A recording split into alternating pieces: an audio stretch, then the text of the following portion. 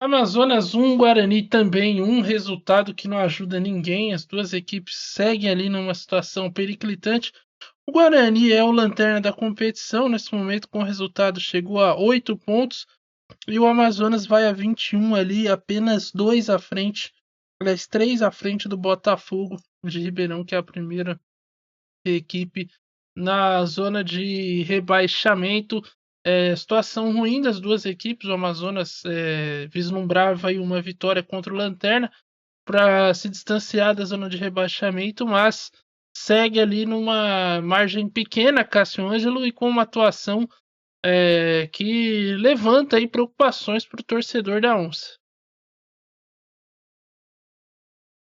Empate frustrante, seu Adiel Reis, seu Estevão Barros, essa torcida que foi ao Carlos Amit, que apoiou a maior parte do jogo, não merecia uma atuação tão ruim da equipe do Amazonas. A equipe do Amazonas, que desde o primeiro tempo, com dificuldade com a bola no pé, dificuldade para criar jogadas, uma equipe que se deixou ser enrolada taticamente pelo lanterna do campeonato, que só tem uma vitória até aqui. Uma atuação pífia da equipe do Amazonas. E o treinador Rafael Lacerda vai ter muito que explicar na coletiva de imprensa, por vários motivos. Vai ter que explicar por que empilha atacante, porque faz sempre as mesmas mudanças, porque a equipe, tendo essa goleada de escanteios, não consegue ganhar jogadas pelo alto, não consegue ganhar a segunda bola, mas principalmente ele vai ter que explicar por que a equipe, que já sabia que o Guarani ia jogar assim, não conseguiu propor jogo. Desde o primeiro tempo era o mesmo toque de bola. Era o Miranda jogando a bola para o Ezequiel, era o Alvarinho jogando a bola para o Fabiano, e o Guarani deixava ali o quarteto de zaga do Amazonas trocar a bola. O Cauã Barros, embora seja voluntarioso, mas tecnicamente não contribui para a construção do jogo, terminou o jogo. O Rafael Tavares, eu não sei o que fez no jogo, e o Matheus Serafim é isso aí, Estevão Barros, é entrega todo o tempo. De um jogo que a gente já, desde a semana passada, esperava que o Guarani fosse jogar é, resiliente, fosse jogar esperando a equipe do Amazonas, o treinador Rafael Lacerda poderia ter tentado fazer algo diferente, deveria ter feito algo diferente e não fez. Atuação ruim da equipe do Amazonas, caso uma atuação medíocre. Atuação medíocre, Adiel Reis, que não ajuda o Amazonas a se distanciar da zona de rebaixamento. Por outro lado, o Guarani vem aí numa sequência ruim, mas hoje conseguiu fazer um bom jogo ali dentro das suas limitações com o Amazonas, né? Tinha a proposta de esperar mais o adversário, indo até contra um pouco a característica do que era esse time, que era um time que tinha bastante a bola. Hoje foi um time que se aproveitou da ineficácia e da ineficiência do Amazonas em criar jogadas para especular ali num contra-ataque, conseguiu abrir o placar, mas aí entrou em fator também, que é a péssima defesa do Guarani, uma das piores do campeonato, que acabou ainda no primeiro tempo tomando o gol de empate ali, mas o Guarani, acho que pelo que poderia ser o jogo hoje, pela expectativa de muitos torcedores, fez um jogo digno. E fica a pergunta: acha que é suficiente para tirar o time da zona de rebaixamento? Estevão Barros, para partidas fora de casa, o Guarani fez um segundo tempo muito bom, segurou o resultado. Poderia estar comemorando a vitória hoje, né? Mas questão de posicionamento na defesa, não só naquele escanteio do gol, mas nos escanteios anteriores e depois do gol também, a equipe do Guarani continuou tendo problemas na bola aérea defensiva.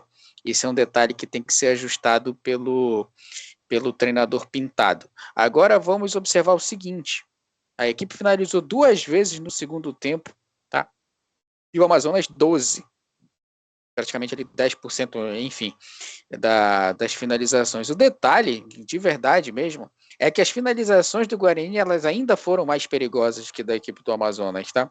O Amazonas teve uma ou duas chances ali, mas não fez de fato o goleiro Vladimir trabalhar nesse segundo tempo. Já o Guarani conseguiu fazer o Marcão trabalhar, teve ali aquele lance da expulsão, que enfim poderia ter mudado a história da partida, pelo menos poderia ter sido um pênalti marcado, conseguiu levar perigo, só que Estevão Barros, o Guarani, eu acho que ele se subestima muito, né? Não sei se é muito desse que o Cássio falou, que vocês estavam comentando aqui, sobre a equipe já estar nesse virtual rebaixamento, e falta de motivação e tudo mais, porque, olha, pela partida que fez hoje contra o Amazonas, eu vou respeitar a opinião do Cássio, dizer que ele viu que o Amazonas fez uma partida ruim e tudo mais, mas é muito mérito do Guarani também, da organização ali do meio de campo.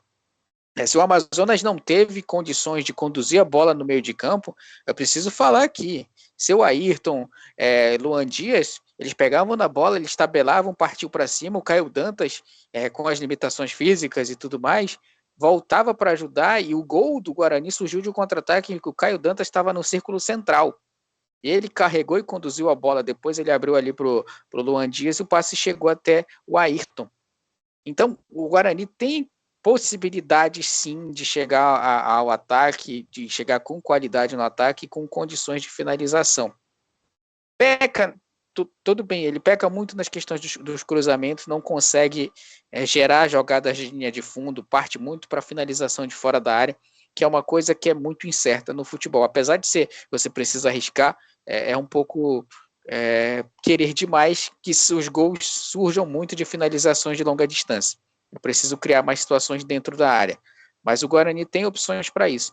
Pelo que assisti do jogo de hoje, se fizer mais partidas como essa, fora de casa, Estevão Barros, pode conseguir os empates que a equipe precisa para pelo menos pontuar fora de casa. Agora, dentro de casa, precisa se impor mais. Fez uma partida legal aqui contra o Amazonas, conseguiu um ponto, e isso pode motivar a equipe, sim, para a luta contra o rebaixamento. Só que é preciso parar de se subestimar dentro de campo. Se tem uma equipe que tem um meio-campo com uma relativa qualidade, eu acho que é preciso ousar mais, Estevão Barros. Colocar ali 2 jogadores dentro da área, arriscar mais com seus laterais. Nós não vimos o Guilherme Pacheco nem o Yudi chegando na linha de fundo para fazer cruzamento. Entendeu? A equipe do Guarani, ela realmente não fez jogadas de linha de fundo.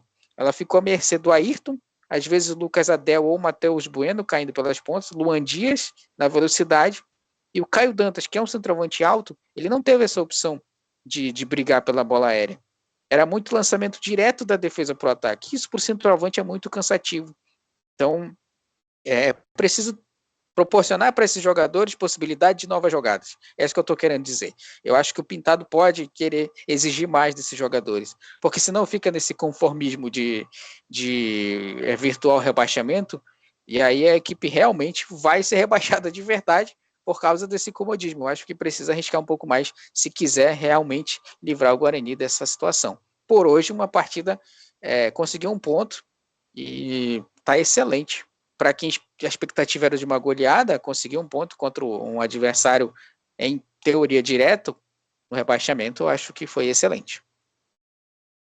Mas você não acha também que às vezes isso aí que você falou da equipe se subestimar também não é um pouco de medo, até porque a equipe vinha, né, tentando uma ideia mais ofensiva, mais propositiva, e tomou na cabeça em todas essas tentativas. E aí agora a equipe tá tentando um caminho inverso, né, de tipo se segura e especula ali nos contra-ataques, e aí falta justamente essa coragem, tipo, de sair, mas é compreensível também, porque por outro lado a equipe tava se ferrando, né? Uma defesa muito exposta, então acho que eu entendo o Pintado nesse momento, pelo menos, lembrando que é o 6º jogo apenas dele comando do time, ter essa proposta de, cara, vamos encostar ali o bumbum na trave, não vamos se expor tanto, que a gente conseguir aqui é lucro, é um ponto que parece pouco, né, pela situação do Guarani, mas que vai ali acrescentando, né, na campanha, daqui a pouco a equipe consegue uma vitória, e pode ser que as coisas mudem, mas o panorama do Guarani é realmente difícil. Agora, Cássio Ângelo, se por um lado o Pintado aí tá buscando alternativas, tentando reverter a situação. Do outro lado, o Rafael Lacerda aí, hoje mais uma vez, mostrando um show de obviedades, né, nas alterações, na tática. O time do Amazonas muito pragmático, muito preso e dependendo do Matheus Serafim, que quando tá num dia bom, o time do Amazonas funciona, né, muito bem, mas quando ele tá um pouco mais sumido do jogo, as coisas não funcionam. Hoje ele tava bem, quem tava bem era o Enio, mas ainda assim, quando ele cansou, o time do Amazonas sumiu também e parou de criar oportunidades. E aí o Rafael Lacerda, nas suas mexidas, não corrigiu os problemas, apenas empilhou atacantes e o time sai com esse resultado frustrante, Cassiano. Qual a sua avaliação da noite e do trabalho até aqui do Rafael Lacerda? Primeiramente, Giovanni Barros, Opa! Pode ir, pode ir. Primeiramente, cada treinador que passar pelo Amazonas não pode ter o seu jogador favorito. Com o Luizinho Vieira, o William Barber era um jogador mais presente, o Adilson Batista nem tanto. Agora com com o Rafael Lacerda, o William Barber é preterido para a entrada do Cocota. O treinador tem que colocar para jogar quem está bem, não de quem ele gosta. Muitas vezes a equipe do Amazonas acaba sofrendo com esse pequeno probleminha. E como você falou, hoje as alterações, nenhuma delas surtiu efeito. O Eric Varão não fez um bom jogo. O Cocota entra numa rotação muito abaixo dos outros jogadores. O próprio Rafael Correia que entrou não conseguiu surtir efeito pelo pouco tempo também e pelo pouco espaço ali depois dos 28, 29.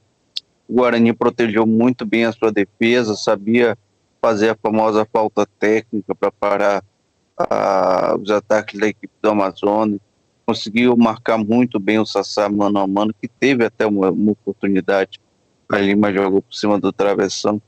E a equipe teve uma goleada de escanteio sobre o Guarani, mas não ganhava a segunda bola. É um trabalho taticamente muito pobre do Rafael Lacerda até aqui, a equipe não consegue propor o jogo. A equipe, quando se lança o ataque, fica vulnerável na defesa, não tem um equilíbrio na jogada. Teve um lance ali no segundo tempo que me chamou muita atenção. O Amazonas tinha posse de bola, com o Matheus Serafim, não, com o Enio sofre a falta, o Serafim vai tentar dar continuidade no lance, não tinha vantagem, mas ele deu continuidade no lance. O Guarani faz uma jogada rápida com o Ayrton, cai o Dantas, sai na cara do gol, mas isola.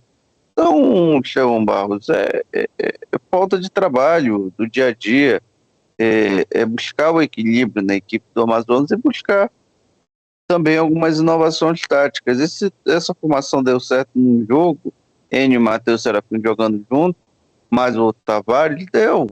Mas mas na maioria dos jogos ela não vem dando certo. É hora de mexer, Thiago Barros. Aí fica a pergunta, se o Rafael Lacerda tem essa competência. Bom, o Adiel Reis já demitiu ele uma vez, e pode fazê-lo de novo, né, Adiel Reis? Você concorda aí que o Rafael Tavares talvez não seja o homem para esse projeto aí, comandar esse projeto do Amazonas? E antes de você responder aqui, o Dark Digo voltou aqui e ele escreveu: terminou a relação sexual com a mãe de você. Rapaz, foi muito bom ficar. Bom, tá aí ele se expondo ao ridículo aqui na live mais uma vez, Adiel Reis. Sobre o trabalho do Rafael Lacerda, Estevão Barros, é mais do mesmo, né? Eu acho que o Adilson Batista era uma possibilidade do Amazonas ser organizado. Ele estava trabalhando por etapas, ele conseguiu organizar a defesa. O Amazonas estava se organizando, mas talvez por questão de estrutura, questões pessoais, ele decidiu sair e tudo mais. Mas eu acho que o Amazonas precisa de um treinador, Estevão Barros, de Série B mesmo, de um treinador que saiba jogar a competição, de um treinador que entenda que tem partidas que você pode jogar bonito e tem partidas que você precisa vencer. Hoje o Amazonas precisava vencer, não precisava ter posse de bola, ter escanteio, não, precisava de finalizações. E o Amazonas não... O Amazonas chutou muito, arriscou, mas não criou oportunidades para o Sassá fazer o gol. E aí você coloca o Luan Santos. O Luan Santos não teve uma chance, não teve uma oportunidade de fazer o trabalho de pivô e nem nada, nem cruzamento. Trocou o Rafael Tavares pelo Diego Torres, mais do mesmo. Os dois não podem jogar juntos? Será mesmo? Numa partida como essa, será que os dois não podem jogar juntos? Então, concordo com o Cássio em relação ao Rafael Lacerda ser um trabalho limitado no Amazonas, mas as opções elas estão ficando escassas, e mais uma troca de treinador talvez o Amazonas não suporte tanto assim. Errou no começo, né? Eu imaginei que teria acertado com o Adilson Batista, mas enfim, ele teve que sair. E a chegada do Rafael Lacerda foi criticada desde o início. Eu acho que se acontecer a saída dele, não me surpreenderá, Estevão Barros, mas o que pode realmente chatear a torcida do Amazonas é quem for assumir, né, caso ele saia, porque temos aí Argel Fuchs, será o cara para salvar o Amazonas? Não sei. É muito difícil você olhar para um treinador que pegue um elenco que não é ruim do Amazonas, é só um elenco pesado, é um elenco que não tem muita velocidade, e depender só do Matheus Serafim é um pouco complicado, é uma jogada previsível demais. Precisa só alguém que faça esses jogadores fazerem um básico, Estevão Barros. O Amazonas não fez nenhum básico hoje. Não trocou passe no meio de campo, não fez o cruzamento, não criou. Só escanteio. Isso aí é muito pouco para uma equipe que, enfim, tem um elenco que tem. Em relação à Série B, o Amazonas tem um elenco competitivo. Pois é. E vai se complicando aí na Série B.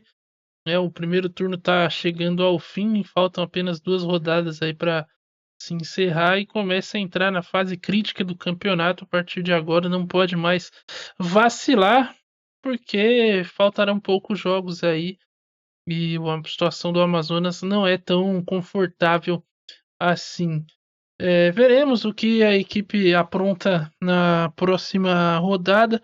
O Amazonas volta a campo no dia 29, se não me engano, também conhecido como segunda-feira. É isso mesmo. Dia 29/7, a equipe do Amazonas enfrenta o Goiás fora de casa, a partir das 9 horas, o jogo em Goiânia, no estádio da Serrinha.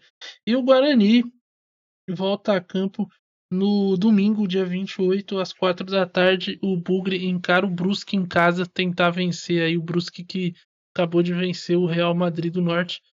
Vem embalado aí para cima do Guarani. Brusque que também está na zona de rebaixamento. Nós vamos ficando por aqui. Amanhã tem mais transmissão à tarde. Cassiângelo e eu voltaremos aqui com as emoções das Olimpíadas, a estreia do futebol feminino. O Brasil estreia diante da Nigéria. E nós faremos aí esse jogo, estreia do Brasil nas Olimpíadas de Paris, do Brasil feminino, já que o masculino não se classificou. Antes de encerrar também, vamos passar aqui na nossa enquete. As Qual o meninas maior... são o Brasil das Olimpíadas, né? Exatamente. Qual o maior Roger da história? O Roger Milá venceu com 42%. O Roger do Ultraje ficou com 25%. O Roger Flores também com 25%. E o Roger Machado na última posição com 8% dos votos. Então o Roger Milá considerado aqui o maior Roger da história do mundo, não é verdade? Isso pelo menos dos que a gente conhece e se lembra. Mas é isso, espero que você tenha gostado. Peço que você se inscreva no canal, caso você ainda não tenha se inscrito. Segue a gente no Instagram, @meioarmadores. E seguimos aí. A Série B voltará no final de semana com mais algum jogo aí da 18ª rodada. Mas tem Olimpíada também amanhã, a partir das 1h30 da tarde. Nós entraremos aqui com pré-jogo e a bola rola a partir das 14 horas para Nigéria e Brasil, tá bom? Valeu, falou e até mais. Falou.